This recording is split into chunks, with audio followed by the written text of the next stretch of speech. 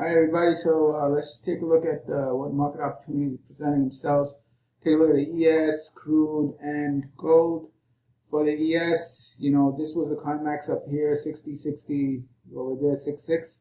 That's 120,000 contracts initiating the down move. So this is a minor climax initiating the rotation down, the pullback.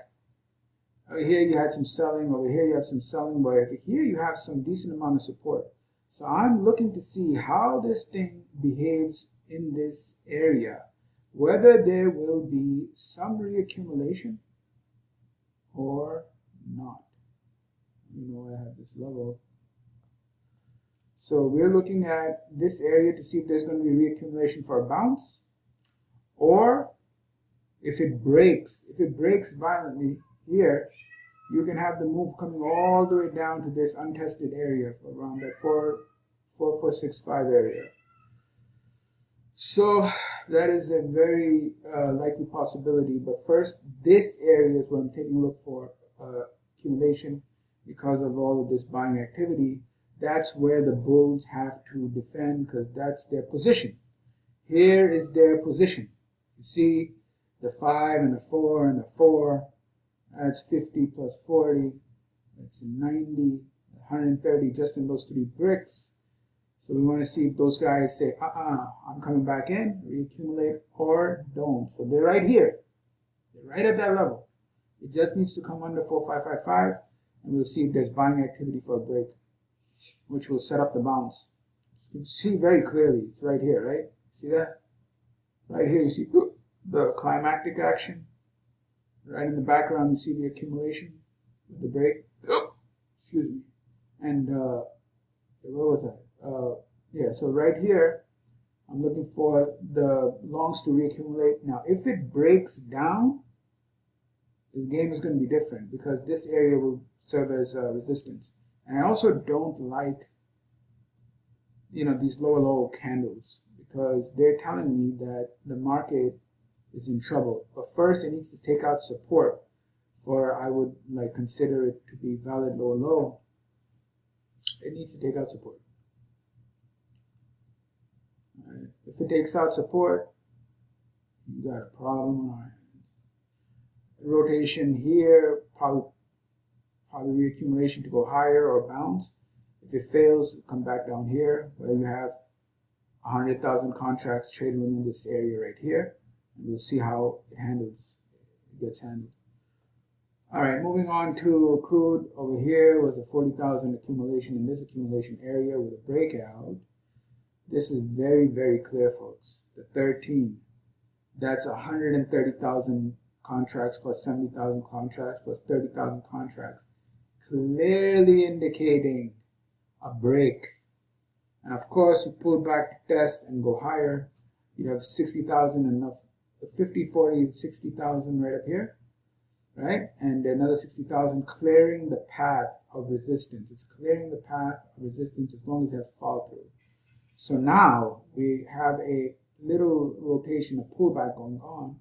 So that pullback area is right here. We want to see how it behaves in this area here. Is there going to be a reaccumulation? In the past, you have this right here, retest on top and go. Here, I don't know. You have a base breakout and gave the pullback test and went higher, but now it is rotating down, and I'm not going to touch it until I see some reaccumulation in this area to go higher between 75.25, 76.25. If it's there, I know it makes sense because these guys are coming in to defend their position. Otherwise, it's pointless. If you just try to read the market, without any structure or whatever, you can't see where the prior buyers are. You don't know whether they're still there and whether new buyers are joining in and whether the shorts are also covering at those areas. So you can see 113, right? 13 right here, 130,000 contracts in crude right then, that little area, which was 90,000 came in and then bang, bang. So I don't see any distribution up here. Do you see any distribution? I don't.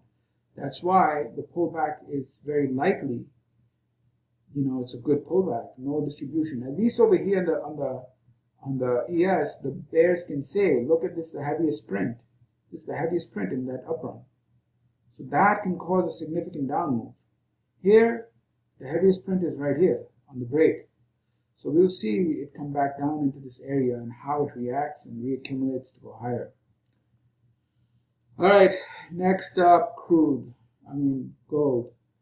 So there's some accumulation here, distribution here with the white breaks, and then it pulls back, then it comes back up here.